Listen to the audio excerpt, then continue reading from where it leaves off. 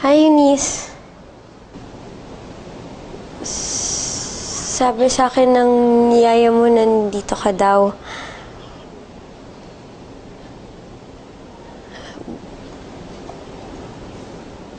Galit ka? Hindi lang galit. Galit na galit!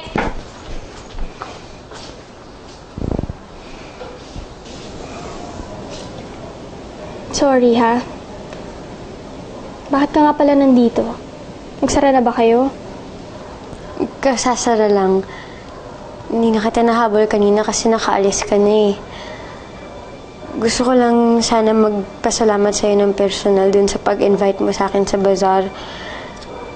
Malaking tulong sa amin yung kinita ko. Wala yun. You're my friend, right? Hindi tulad ng Miley na yun na nagpapanggap lang na friend ni Tristan. Miley? Yun ba yung babaeng hinarap mo nung isang araw? Oo. Pwede bang samahan mo ulit ako? Saan?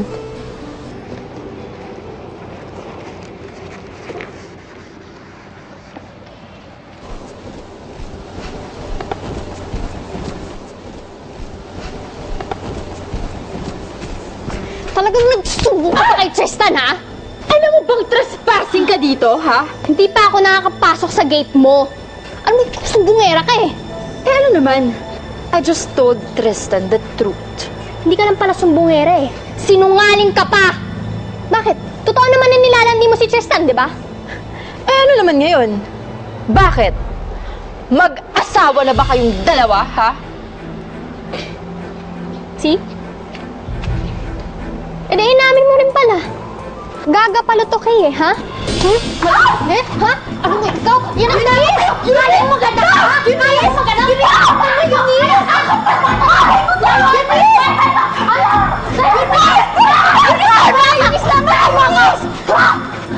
Tama na!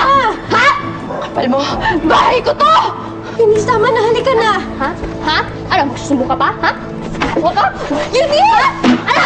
Go ahead! Sige, magsumbong ka pa kay Tristan! I dare you! I dare you! Eunice, tama na. Hindi lang yan yung abutin mo sa akin. Kumukulong tubig na yung papaligo ko sa'yo sa susunod! Or better yet, asido nang mawala ka na sa mundong to! Manandi ka talaga. Tama na. Eunice, tama na. Mo ako. Isa pa. Isa pa, Miley, ha? Isang beses ka pa lumapit sa boyfriend ko! Tama na. Tama na. Halika na, Eunice. Eunice, halika na.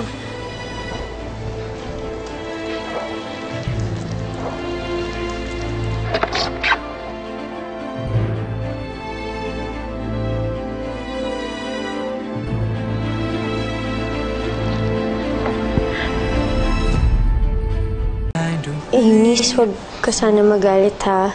Pero sana kasi next time wag mo na ulitin yung ganun. Baka naman sa susunod, pwedeng kausapin niyo na lang siya ng maayos. Kung hindi niya agawin sa akin yung boyfriend ko.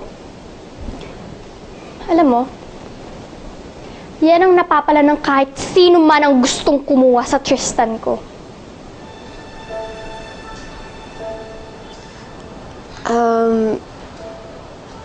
Eunice, una na siguro ako. Panigurado kasi naiinip na si Donna sa labas eh. Tsaka nakakahiya naman kay Dave kasi ihahatid niya pa kami. Sige. Okay? I know I already told you this. Pwede ba sa atin dalawa na lang to? Huwag mo na sanang sabihin kay Tristan or sa kahit kanino. Kahit kay Donna, please. It's her own dirty little secret.